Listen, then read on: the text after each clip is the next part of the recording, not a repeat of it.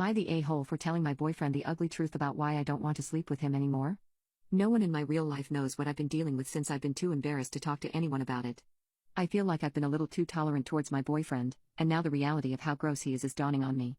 I'm 24 years old, and I've been with my boyfriend for 2 years now. He's 31, and he works in construction, therefore he spends most of his day in dirty work clothes.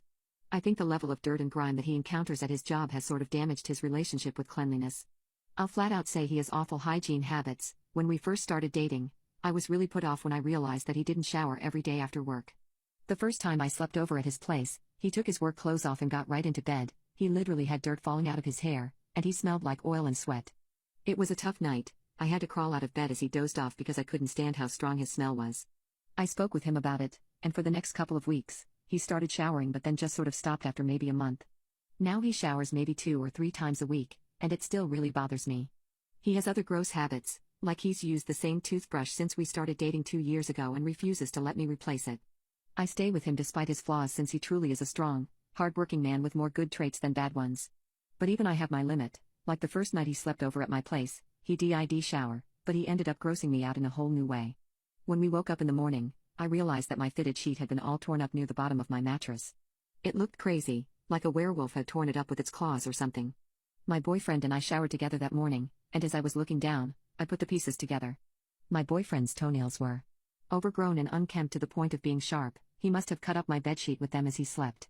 We had another talk about hygiene, but he wasn't taking me seriously and kept joking that if I wanted his toenails cut so bad, I should just do it for him. Honestly, I don't know if he was joking or serious, but somehow the night ended up with me crouched in front of him on the couch, giving him a pedicure. That was about 4 months ago, and since then, there hasn't been anything major. Until a couple of weeks ago. We were at his place, fooling around a bit before bed. I was super turned on, but as soon as I took his pants off, I was hit with an awful smell. I tried to keep going, but I realized pretty quickly that the smell was coming from his privates. TMI, but it smelled like rotten food. That's the best way I can describe it. Like when you forget food in your car, and it starts to smell sour. Anyway, I changed my mind right then and told him I was actually tired. Since that day a couple of weeks ago, every time we have tried to be intimate, I've run into the same problem. I don't know what the hell is wrong with him. I guess it's the same issue of him not showering enough or not cleaning himself correctly. But I'm effing exhausted of having talks about being clean with my grown-a boyfriend. Anyway, everything came to a head this week when he initiated intimacy again just for me to turn him down when I smelled the same, musty, sour smell. This time he got frustrated, and straight up asked me why we hadn't had intimacy in almost a month. I had it. I was so annoyed that he had the energy for intimacy and to get mad at me, but didn't have the energy to wash his own dirty pee-pee. I just turned to him and told him the truth in a cold voice, that I didn't want to be intimate because his pee-pee stunk. He looked hurt, and said that I was just saying that to be a bitch. Then he literally packed up his stuff and went home in the middle of the night. I guess he expects me to reach out to him with an apology, but I'm past that. I'm honestly disgusted in him, and myself for putting up with this for so long. I'm embarrassed when I think about how many UTIs he gave me all because he's fine being a filthy bastard. I need to reveal a huge secret to my perfect girlfriend, but I don't know how. Please help. When I was growing up, I constantly heard grown men talk casually about how they hated their wives. It was so confusing me too as a kid, and I didn't understand why so many people were married to partners they seemed to hate. Since then, I always knew that wouldn't be me, and every partner I've ever had, I've been severely in love with. Yet, none of them compare to my current girlfriend. We have been together for about 5 years and she is the absolute light of my life. We met at my lowest point. I was in and out of rehab, battling depression and a severe drug addiction. We met at one of the counseling centers I was going to. She was being treated for anxiety and depression, and we got along right away even though we were both so damaged. As soon as we started to get to know each other, I could see that there was something beautiful and different about this girl. She was by far the most kind-hearted, loving person I have ever met in my life, and I think I fell in love with her within the same week we started talking. I know that sounds insane, but if you knew my girlfriend, you would completely understand. Anyway, like I said, we have been together for about 5 years. In that time, we have grown to manage both of our individual issues and lead healthier, stable lives. Let me just say, I mean it when I say my girlfriend saved my life. I could have never recovered from my addiction and learned to cope with my depression if it hadn't been for her unconditional love and never-ending support. She is just one of those people who knows exactly what to say when you're feeling sad, and every single time I have fallen down, she has been there to pick me up. In 1,000 years, I could have never thought that I would deserve a partner as perfect as her. She encouraged me to go back to school, and I graduated with a STEM degree. Sometimes I stare at my diploma and I can't believe that it was earned by an ex-addict, but again, I wouldn't have achieved that without my girlfriend. Soon after I got my degree, my entire world opened up and it didn't take long for me to earn a high-paying job. I wanted to give my girlfriend the world after she had given me back mine, and since I had a high salary, I asked her if she wanted to quit her job since I could pay both our bills now with money left over. She is an incredibly giving person, so it was hard for her to accept my offer, but eventually she agreed, and it makes me so happy to be able to provide for and take care of the woman I love. I plan to propose to her within the year, and I am so excited to reach the next milestone in our relationship. However, as perfect as my girlfriend is, there is one thing that she is absolutely terrible at. Ever since my girlfriend quit her job, she has been doing a lot of housework, and she cooks and cleans all the time, even though I never ask her to. The only thing is, my girlfriend is probably the worst chef on the planet. She has absolutely no taste for what foods go together or how to use seasonings, and every single meal she has cooked for us has been borderline inedible. Just in the past month, I have gotten sick to the point of throwing up because her food is just that awful. I have no idea how she is eating her own food, and I kept hoping her skills would improve, but they only seem to get worse. The thing. I truly cannot bring myself to tell her. It was so hard for her to agree to be a stay-at-home girlfriend, and I know that it is important for her to be able to contribute to our household. So I really don't feel comfortable telling her that she's an awful cook. I don't have the balls to tell her to her face that I don't like the food she's making. I just could not handle the slightest bit of sadness on her face and know I caused it. I know this sounds absolutely bonkers, and it could be solved by easily communicating with her, but I just can't do it. I dedicated the rest of my life to making my sweet girl happier, and I couldn't bring myself to do anything that might hurt her confidence. But honestly, I'm worried I might develop stomach problems if I keep throwing up every other goddamn meal that she makes. What is the best way for me to come out and tell her the truth about her cooking? I overheard my mom say my stepdad is bigger than my dad. If he's small, then I am too. My mom was on the phone with my aunt and I heard her giggling on the phone. I was not supposed to be home but forgot something and had to go home and to pick something up, and as I walked in I heard my dad's name being mentioned and she said something that I can't get out of my head. She was essentially mocking dad's schlong size. She said 5 inches and said my stepdad was huge. 7 inches supposedly. I can never look at him the same again. I felt nervous and awkward. I could not pay attention in school all day after I left the house. She did not know I was there. My stepdad came to pick me up at school that day. I did not say a word the entire ride home. He wondered if I was okay. I did not respond. I was afraid to say anything stupid. I feel terrible right now. I even went into the bathroom and measured. I have 5.6 inch and it's not very thick either, and I am effing terrified. I was crying in the bathroom. It messed with me and I guess I am a loser as well. My mom asked me if I was okay. I just said I'm going to my room and have been there ever since I got home from school. My stepdad knocked on my door and asked if I wanted dinner. I said no. I heard him talking to mom and heard my stepdad said I seemed angry about something. My mom knocked on my door and wanted to know what had happened. I tried to avoid the topic and made excuses, but she kept pushing and I just yelled at her in her face what I had heard. Her eyes went wide and I ran out of the house, told my stepdad to F off and headed outside. My dad is on a trip right now so I can't go to his place. Mom has called me 19 times in little over an hour. I refused to pick up and she is texting me asking me to come home and let her explain. I actually spent the night in a hostel and went to my dad's place since was due to come home early in the morning. I refused to go back to mom and my stepdad's place. I can't tell him what mom said. I just said I no longer wanted to live with him. My dad has no idea what is going on. I have no idea how to tell him I don't want to hurt him because those comments really hurt me and I feel like I have a mom who feels guys like me are losers for the way we are born. I am so angry with them. Mom has been calling me. I just sent her a message saying I am at dad's and told her to stop texting and calling me. She has been texting me throughout the night and threatened to call the cops. I told her I was staying at a hostel in town. I know someone working there, which is how I got to bed. My dad has been on the phone with mom and wanted to know what happened. She was reluctant to share anything so she knew I had not told him since he asked, but she just said I overheard something I shouldn't have. My dad has been trying to get me to talk about what I heard. How the hell am I supposed to say anything to him? I am terrified. I don't want to hurt him either. I still have not found the courage to tell him I am afraid he will be hurt by this as well. My dad stole my scholarship money and had the audacity guilt trip when I was angry about it. He threatened to unalive himself as punishment, so I told him to go ahead. For context, I am currently a college freshman. I am on a full ride to my university. Every semester, I get a check sent to my house to pay off my housing costs, which is about $9,000. My unemployed father got evicted from my old address because he wasn't paying rent, so my family started living in a hotel. I was questioning how they were paying for the hotel, considering it was $150 a night. Turns out, my father used my college check to cash out and pay for the hotel for 2 months. I begged him to pay off my college housing costs for 2 months straight. He lied to me, telling me that it was attached to some funds, which were hard to get out. Very confusing, but keep in mind I have absolutely zero financial literacy and my father never went into depth. I brushed it off, hoping that everything would work for the best. My college housing gave my father a deadline to pay off housing costs, November 1st.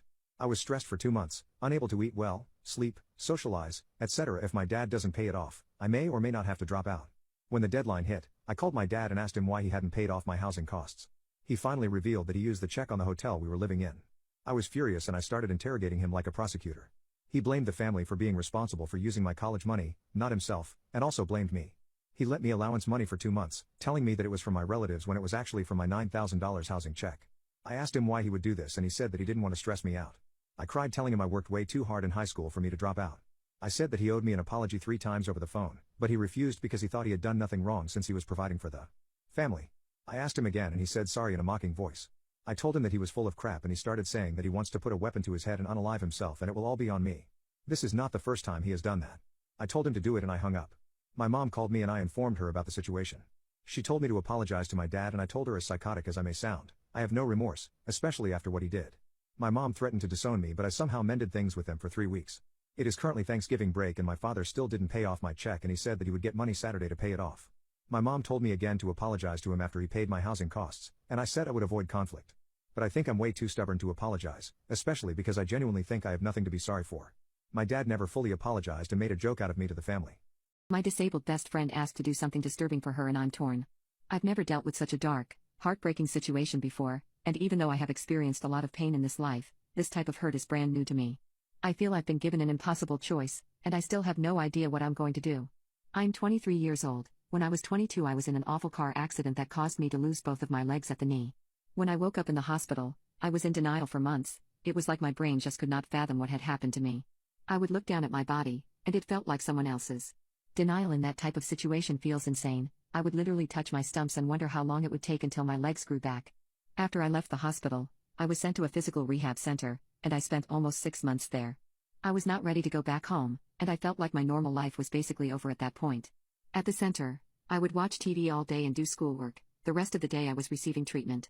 My life was depressing and monotonous until Christine arrived at the center one day. I remember giggling a little when I first saw her since she basically had opposite injuries to me. I introduced myself to her on her first day there, and we ended up becoming fast friends since we were the 2 youngest people at the center.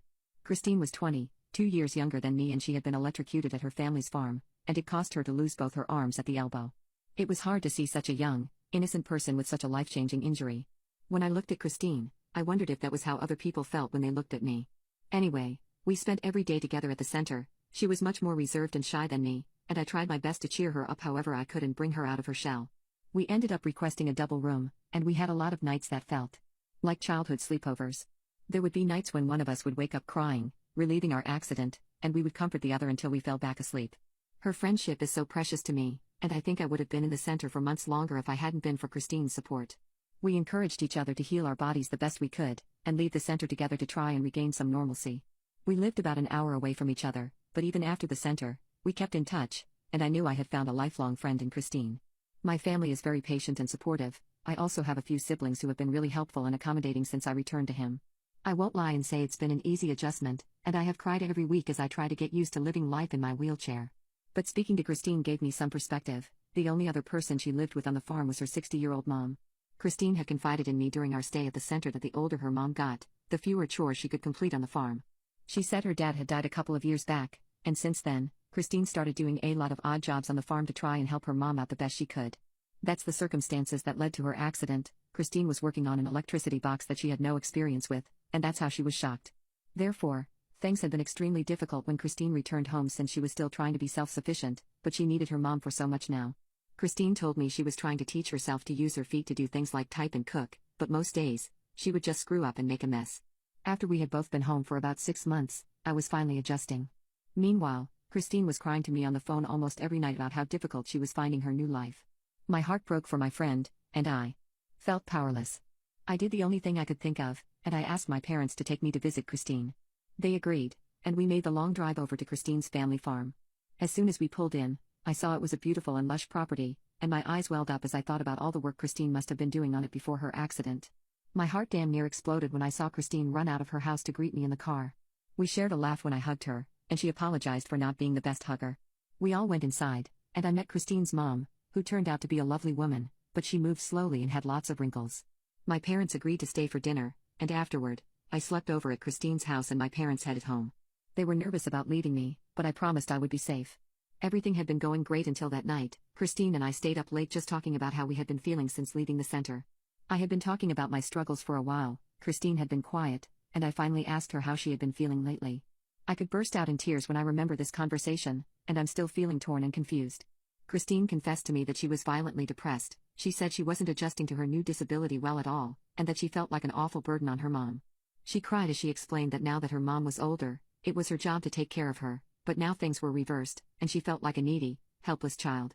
I tried to comfort her. I told her she was still so valuable and loved, and that her accident wasn't her fault.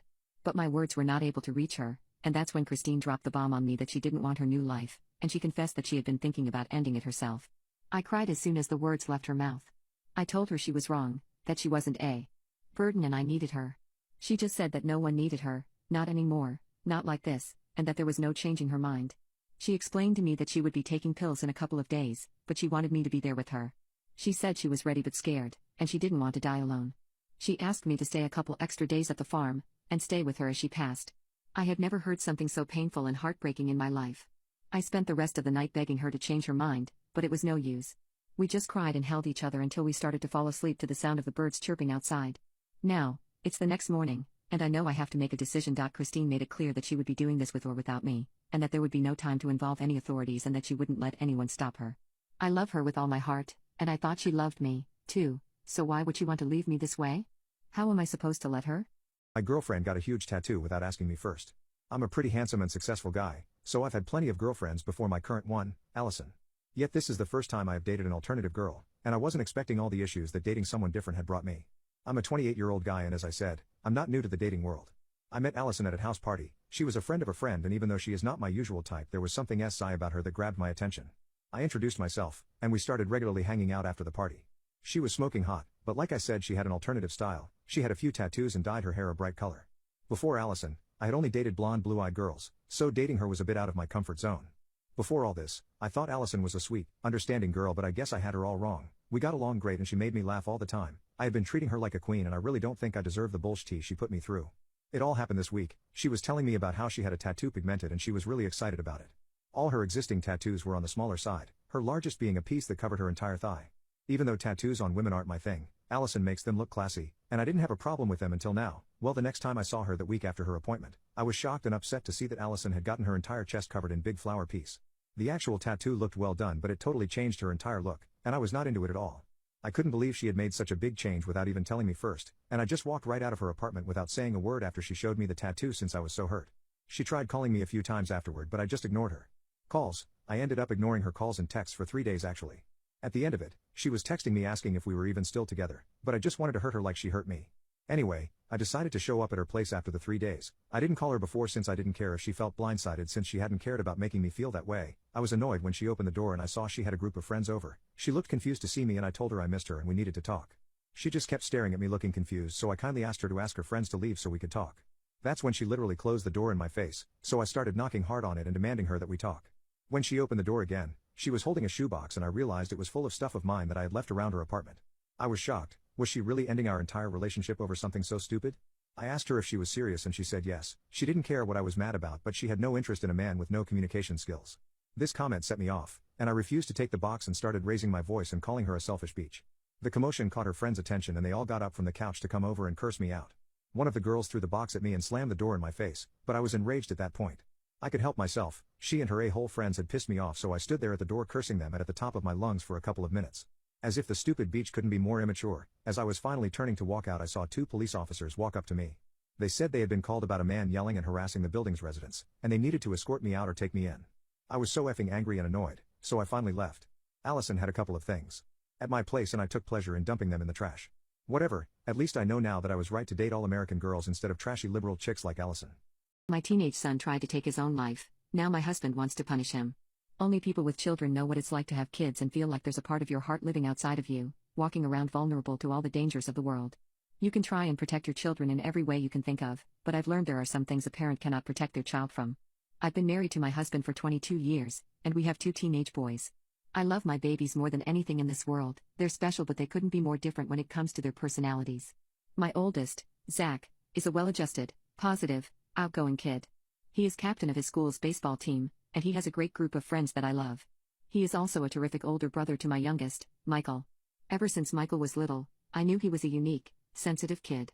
Even when he was a toddler, he would get frustrated and cry easily and he wet the bed until he was almost 13 years old. Now at 16, Michael suffers from a lot of anxiety and bouts of depression. He was always a mellow kid. When he was little he never threw tantrums, he would just lie down wherever he was and stare off into space. Ever since he started going through puberty, Michael has had episodes where he is basically unable to get out of bed. It started when he was around 12. He wouldn't get out of bed in the morning and when I would go up to check on him, I would find him wrapped in his blanket just staring at the wall.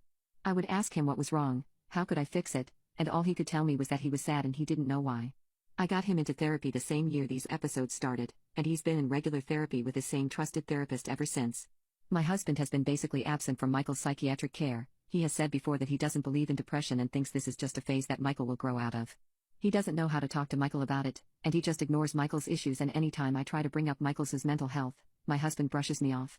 It's like he's chosen to simply not acknowledge that part of our son. But I can't, and I do everything I can to help my baby. It's my husband's fault he has no relationship with his son. He will even scold Michael sometimes for staying in bed, and I always tell him to leave him alone and that he's not helping. He doesn't have a strong relationship with Zach either, since he gets upset when my husband is impatient towards Michael. My husband's carelessness towards Michael infuriates me, but at least Zach does everything he can to care for his brother. He has always been very protective of him, and when Michael is having a bad week, Zach will sleep on his floor every night and just spend time with him. He puts on movies and YouTube videos for them to watch together, and he tries his best to convince Michael to get out of the house.